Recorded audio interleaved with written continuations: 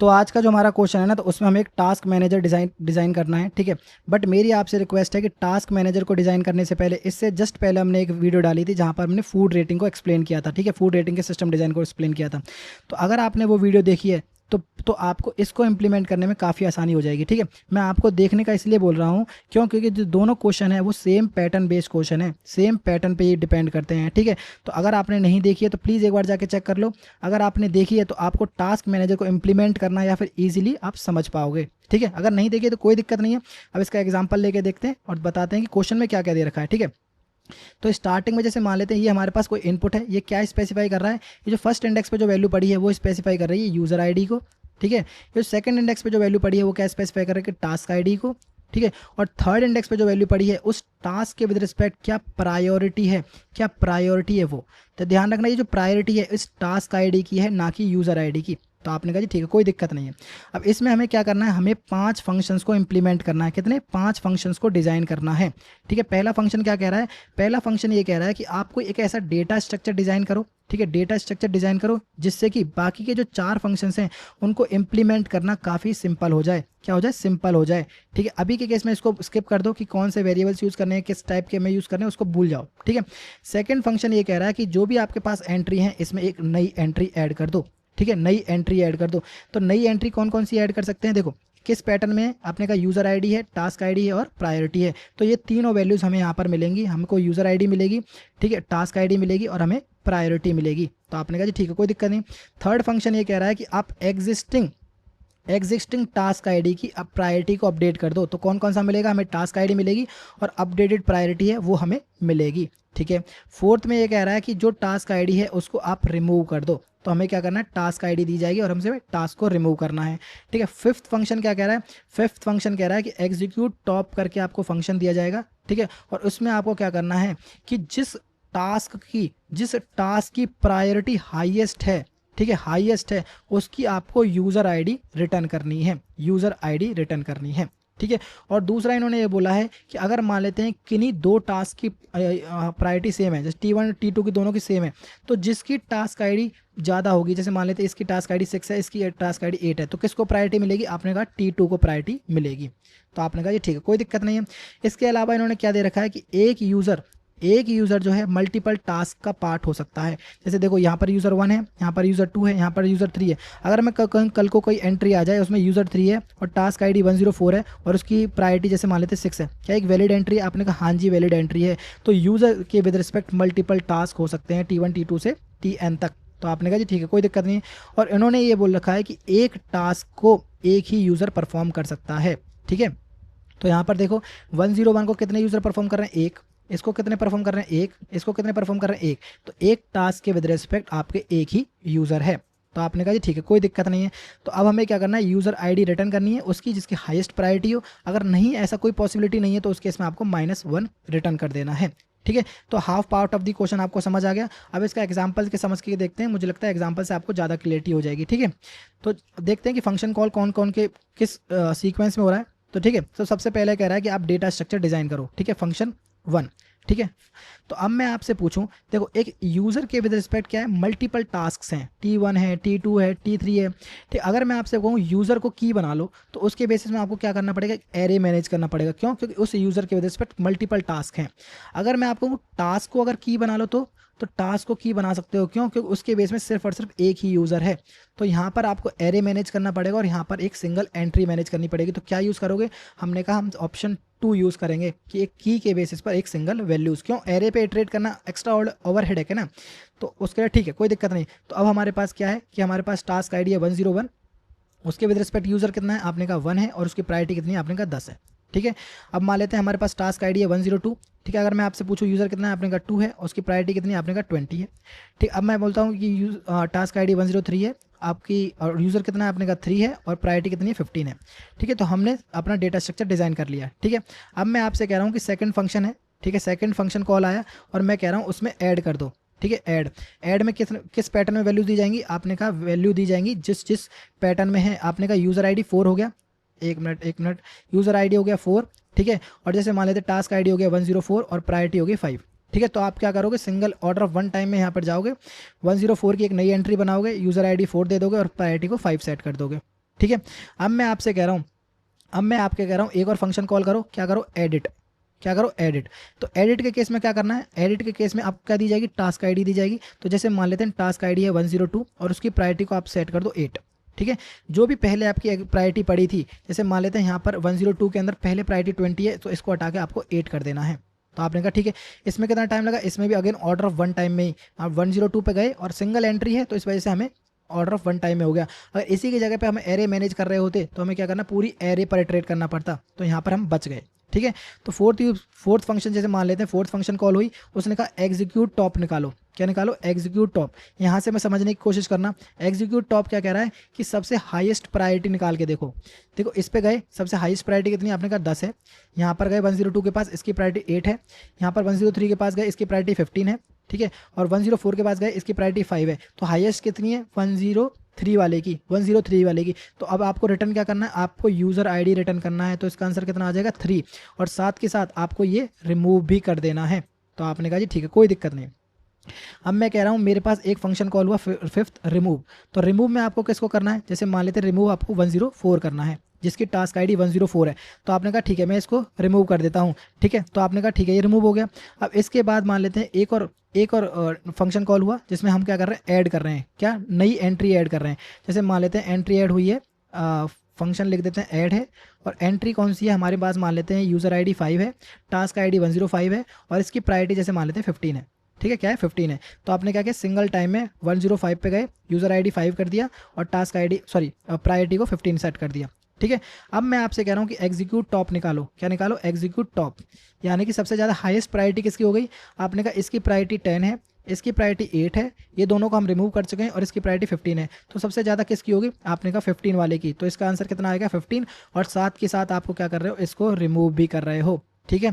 तो अगर मैं आपसे पूछूं कि जितने फंक्शंस हैं इम्प्लीमेंट करने में किसमें कितना टाइम लग रहा है, तो डेटा स्ट्रक्चर डिजाइन करने में तो छोड़ो, अभी के केस में भूल जाओ उसको, कुछ है।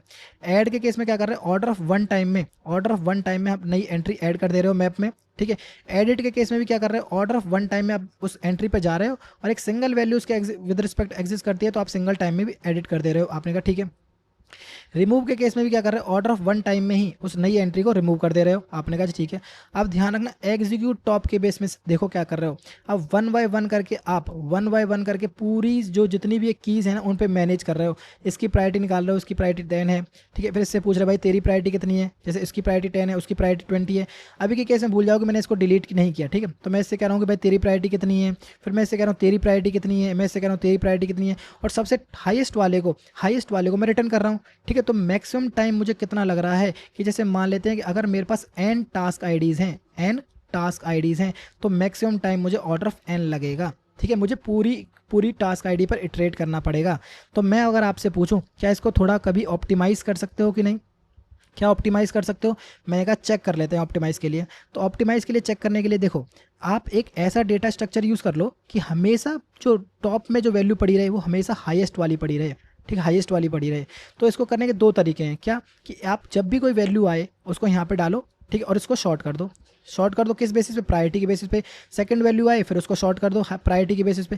ये तो आपकी, ये किसका ओवरहेड है, ये यूज़र का ओवरहेड है कि भाई उसे बार बार शॉर्ट करना पड़ रहा है, ठीक है। इससे अच्छा ये है कि हम एक प्रायोरिटी क्यू यूज़ कर लें, और प्रायोरिटी क्यू में हम क्या करेंगे, डिफ़ॉल्ट कंस्ट्रक्टर जो है बाय डिफ़ॉल्ट शॉर्ट स्मॉल वाले को रखता है, तो हम उसका कंस्ट्रक्टर जो कंपेरेटर है चेंज कर देंगे और हाईएस्ट वाले को हमेशा टॉप पर रखेंगे। तो हम क्या यूज़ करने वाले हैं, हम यूज़ करने वाले हैं प्रायोरिटी क्यू। प्रायोरिटी क्यू सिर्फ और सिर्फ किस लिए यूज़ होने वाली है, सिर्फ और सिर्फ इस एग्जीक्यूट टॉप वाले फंक्शन के लिए, उसके अलावा किसी में भी यूज़ नहीं करेंगे। तो आपने कहा जी ठीक है, कोई दिक्कत नहीं है। तो अब चेक करते हैं कि एग्जीक्यूट टॉप से हम करने क्या वाले हैं। जैसे मान लेते हैं हमने एक प्रायोरिटी क्यू बनाई, जब हम वैल्यू मैप में साइन कर रहे हैं ना, उसके साथ साथ हम इसमें भी डालने वाले हैं। तो जैसे मान लेते हैं 1 आया और यूज़र आईडी 1 है, टास्क आईडी 101 है और प्रायोरिटी 10 है, ठीक है। इसके साथ दूसरी आ गया 2 आ गया 102 और इसकी प्रायोरिटी 20 है। इसके साथ 3 आया तो 3 103 और 15 है, ठीक है। अब जब नई एंट्री आई थी तो आपके पास कौन सी एंट्री आई थी, 104 आई थी, तो 104 को आपको यहाँ पर भी इंसर्ट करना पड़ेगा। तो यूज़र आईडी 4 है, टास्क आईडी 104 है और 5 है। तो ध्यान रखना, भले ही आप यहाँ से रिमूव कर रहे हो पर हम प्रायोरिटी क्यू में से तो रिमूव करेंगे ना, एडिट करेंगे ना, कुछ भी नहीं करेंगे, ठीक है। तो आपने कहा जी ठीक है, कोई दिक्कत नहीं है। अब इसके बाद आपके पास कौन सा फंक्शन आया था, ऐड के बाद एडिट आया था। तो एडिट के केस में आपको क्या कर रहे थे, प्रायोरिटी क्यू को ऐड कर रहे थे। तो हम क्या करेंगे, हम एडिट नहीं करेंगे। क्या करेंगे, हम एडिट नहीं करेंगे, एक और नई एंट्री कर देंगे। क्या करेंगे, 2 102 और 8। अगर यहाँ पर आप नोटिस करो तो एक सिंगल यूज़र के लिए मल्टीपल एंट्रीज हो गई, यानी कि डुप्लीकेट एंट्रीज हो गई। तो क्या करोगे आप उस केस में, कुछ मत करो, एज इट इज़ रहने दो, ठीक है।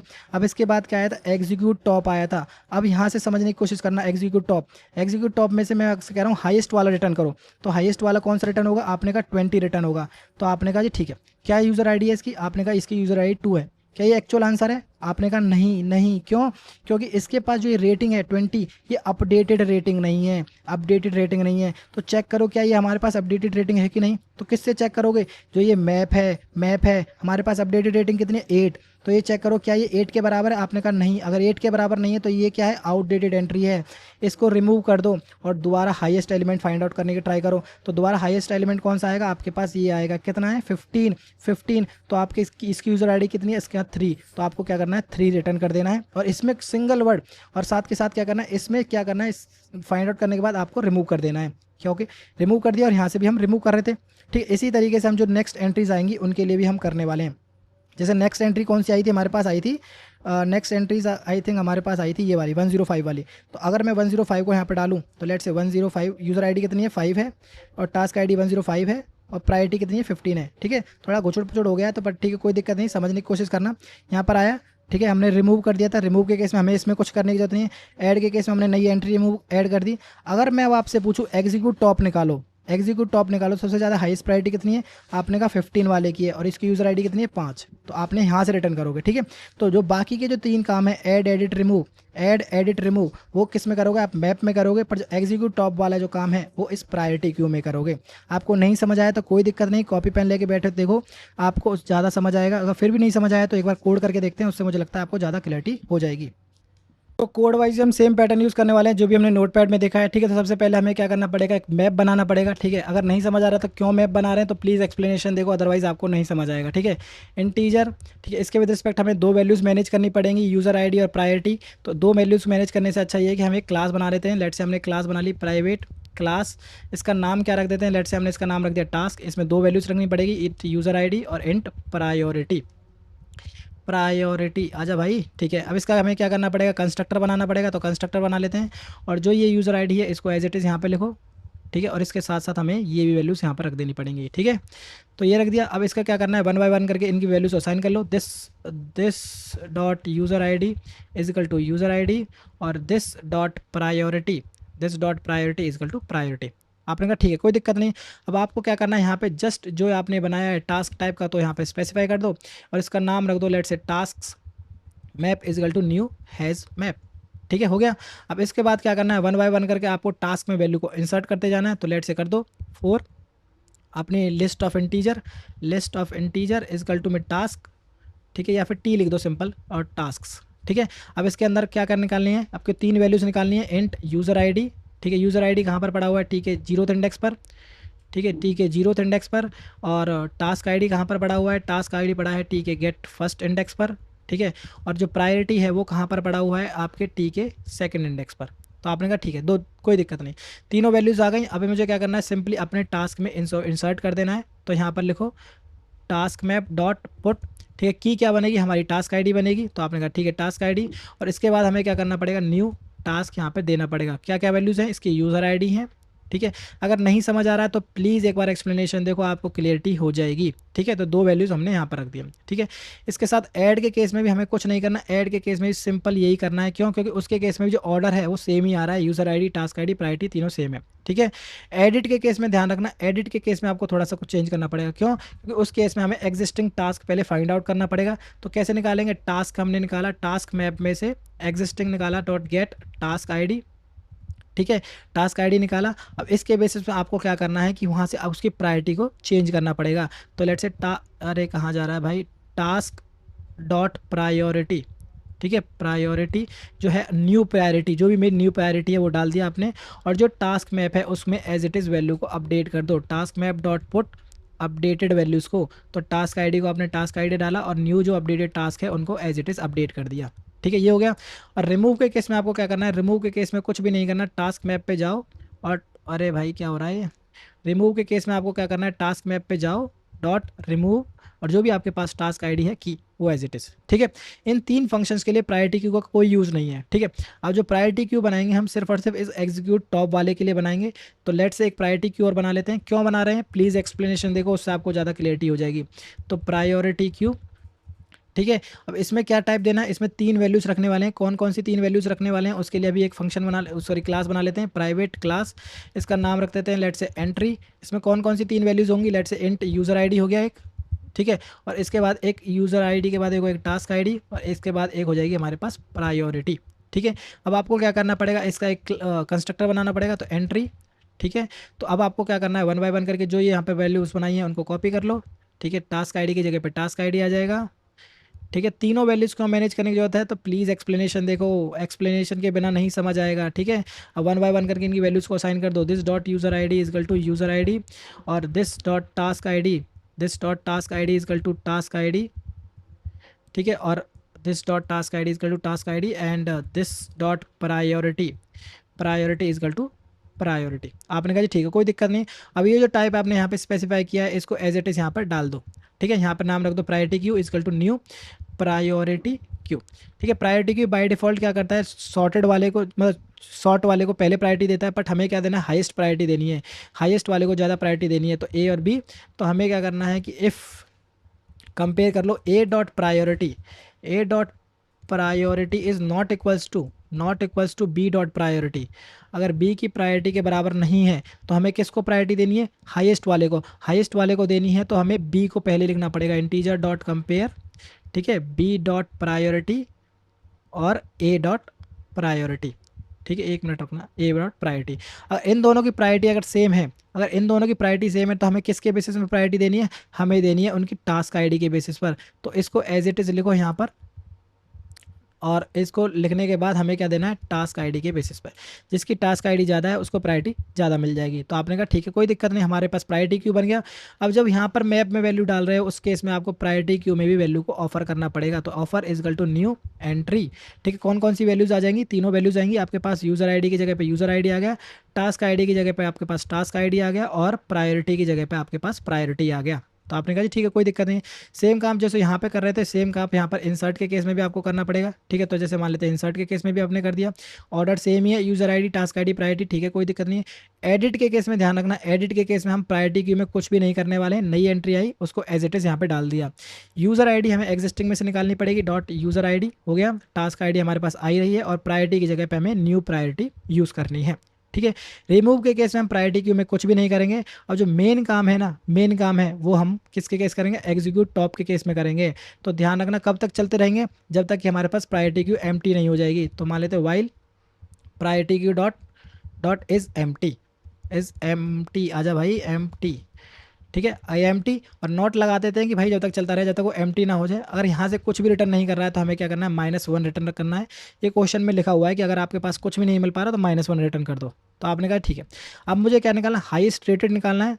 ठीक है, तो सबसे पहले निकालो लेट से एंट्री टॉप इजिकल टू जो प्रायोरिटी क्यू में से जब से पीक है वो। ठीक है, अभी के केस में मान लेते हैं कि ये डुप्लीकेट नहीं है। अगर डुप्लीकेट नहीं है तो क्या ऑर्डर होगा आपके पास, आपको प्रायोरिटी क्यू में से आपको इसको रिमूव करना पड़ेगा। आपने रिमूव कर दिया, इसके साथ साथ आपको क्या करना पड़ेगा, जो भी आपके पास टास्क मैप है उसमें से भी आपको इसको रिमूव करना पड़ेगा। तो रिमूव, और की कहाँ से आएगी इसकी, आपके पास आएगी टास्क आईडी में से, टॉप में से, sorry top dot task ID, इसलिए वजह से हम यहाँ पर टास्क आईडी मैनेज कर रहे थे। ठीक है, और यहाँ से आपको रिमूव कर देना है क्या, सॉरी रिटर्न कर देना है क्या, जो प्रायोरिटी क्यू में से जो रिटर्न हो रहा है top dot dot user ID. इस वजह से हम यहाँ पर यूज़र आईडी मैनेज कर रहे थे। ठीक है, 2 वैल्यूज़ आपको समझ आ गई होंगी क्यों मैनेज कर रहे थे।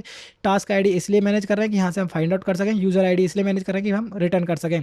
थर्ड वैल्यू प्रायोरिटी क्यों मैनेज कर रहे हैं, हम चेक करने के लिए भाई हमारे पास अपडेटेड है कि नहीं। तो अपडेटेड के लिए पहले कहाँ से निकालेंगे, अपडेटेड एंट्री। तो लेट से पहले निकाल लेते हैं updated entry, task is equal to current जो भी है हमारे पास टास्क मैप डॉट गेट, और कहाँ से निकालेंगे हम, इसमें से टॉप डॉट टास्क आईडी। ठीक है, ये हो गया। अब हमें क्या चेक करना है कि भाई ये करंट या तो नल है, इफ़ करंट इस नल है। ठीक, अगर नल है और ठीक है, और इसकी प्रायोरिटी क्या इक्वल टू नहीं है किसके, जो हमारे पास अपडेटेड है। तो करंट डॉट प्रायोरिटी, ये हमारे पास अपडेटेड प्रायोरिटी आ गई, डॉट नॉट इक्वल्स टू जो हमारे पास क्या, जो पी क्यू में पड़ा है, प्रायोरिटी क्यू में जो पड़ा हुआ है, top dot priority, top dot priority. ठीक है, अगर इसके प्रायोरिटी के बराबर नहीं है तो इसका मतलब क्या है, आउटडेटेड रेटिंग है। आउटडेटेड रेटिंग है तो इस केस में हमें क्या करना है, इस एंट्री को रिमूव कर देना है। क्यों क्यों, क्योंकि ये एक एंट्री आउटडेटेड एंट्री है, हमें नहीं चाहिए। तो आपको क्या करना है, पी क्यू में से इसको रिमूव कर दो। तो आपने कहा ठीक है, रिमूव कर दिया।